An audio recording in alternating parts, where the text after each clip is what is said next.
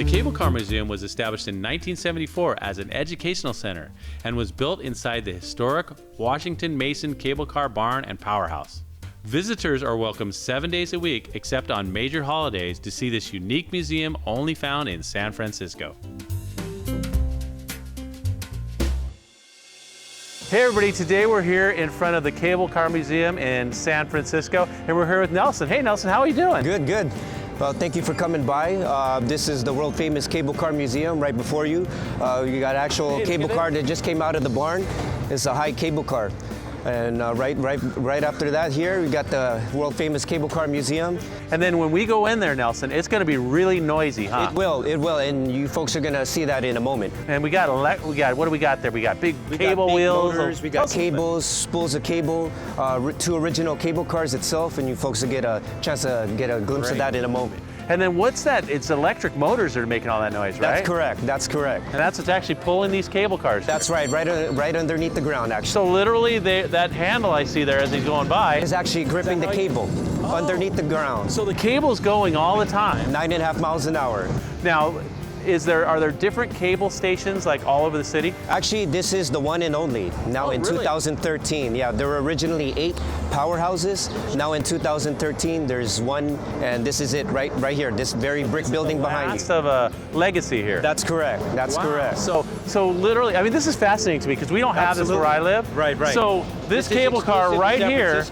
Yeah. Like one's going one way, so is this cable just running everywhere? Everywhere, all throughout the downtown, Nob Hill, Union Square, and the Fisherman's Wharf area. And what we have right here is a Mason car heading down to downtown. Down here, yeah. That's right. And now I notice people just jump on it. Do they have to pay? Is it free? You got to pay. It's $6 a ride or 14 all day. With the 14 all day pass, that's the one I recommend. Unlimited rides for 1 day. Okay, and then so basically you just hop on, hop off whenever you want? As you wish.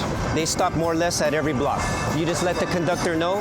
He'll ring the bell once, and that signals to the gripman that a passenger wants to get off. This is so cool. Yeah. Now, does it take a lot of skill to learn how to do this properly? Absolutely. I mean, you've got to have a lot of upper body strength. Definitely so. So a lot of upper body strength. You got to be a big guy to do that. Wow. And a lot of these folks, they've got some strength.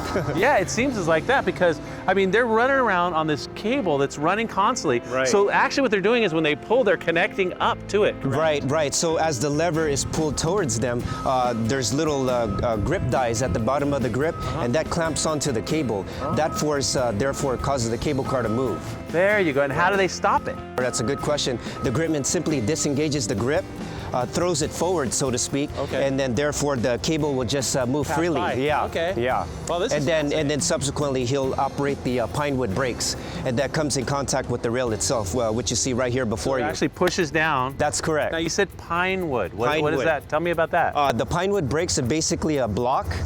They're replaced every 3 to 4 days. And it's pine wood? Pine woods, yeah. And when it's when the cable car is descending downhill, when the gripman applies the pine wood brakes, you can actually get a burning smell. I wondered what that smell was. I smelled it. Remember I said, hey, I smell wood burning. It's the pine wood. It's the pine wood brakes being applied to the rail itself. That's amazing. Yeah, and you can this is the intersection where you can actually get that experience. So if the visitors ever get a chance, if they're interested, they can, that's one of the many things. Come right here and feel the sounds and the smells and everything, of the cable. Right? Yeah, everything. And brakes are a little bit important here in San Francisco because you guys got some really, really steep hills. Steep hills, so brakes is key. Yeah. You definitely got to have good brakes. Wow, that's amazing. Well, let's get over there and go into the noise. We're going to go into the big noise here.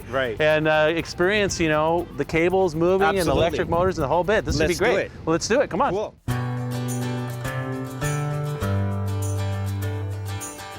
Once inside the museum, visitors are treated to historic cable cars from the late 1800s and can stand atop the visitor's deck and watch as the 4 remaining cable lines whiz through the cable car barn.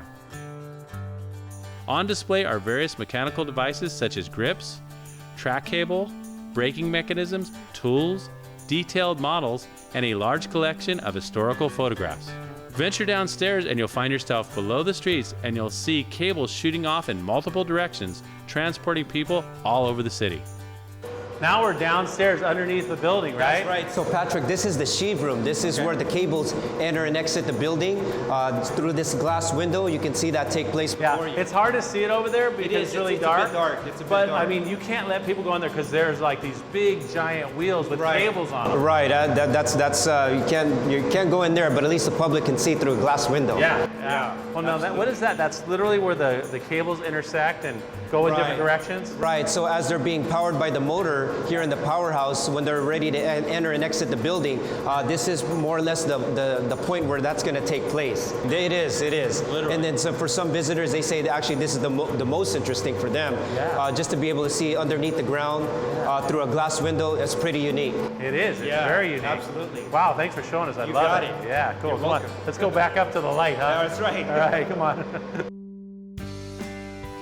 With the advent of buses in the 1940s, the cable cars were on their way out as a mode of transportation in the city. But in 1947, a group of citizens led by Friedel Klussmann saved the cable cars by passing Measure 10, ordering the city to maintain the Powell Street cable car system.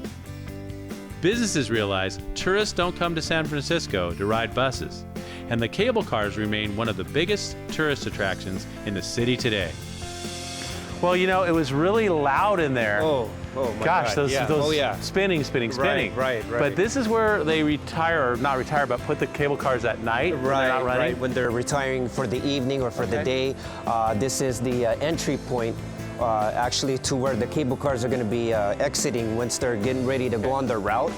Right here you have before you is car number 4 on standby. Okay. So that'll be coming out of the barn at any moment in the next couple of moments. Yeah, I noticed that with the cable car here, there's all the working underneath, and there's where it actually connects up to the cable. The very bottom of the grip is right there. That's pretty amazing. Very And beautiful. then so it just comes on this track here. Exactly. And it's not connected to a cable. It's not connected to a cable at this point. It's going to coast downhill right to the bottom of the intersection at Washington and Mason. Okay. At that particular point, when it's safe, the gripman will go ahead and engage the grip. And then therefore the cable car will be going downhill. Yeah, and then it was also, we were talking a little earlier about, I saw the cables, we saw how all the constant motion and the power.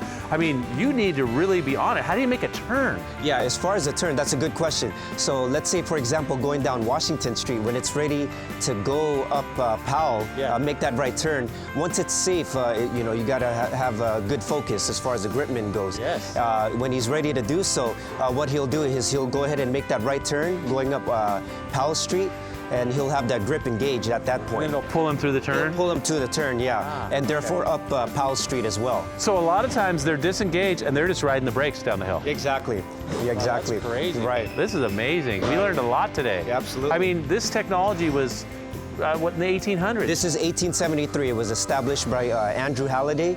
He's the inventor, the founder of the cable car, and more or less to this day, they're using the same technology that took place in the heyday. Wow, that's amazing. And he's getting ready to take off right now. He's turning his light on. And then he's doing an inspection, right? Just like a pilot, right? That's right.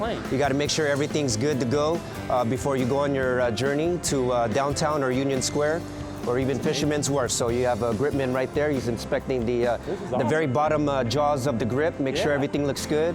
He's got his headlamps on, and soon he'll be ready to rock and roll. So yeah, well, I mean, fantastic. Thanks so much. You're amazing, and thanks for having us. You were welcome. Thank you for coming by to the museum, and that was great. People have to get over here. They don't realize how amazing this really is. If you haven't already, come down to the museum. Well, thanks. See the cable car, see San Francisco. Thanks so much. And thank you so much for being here. And until next time, just remember to enjoy.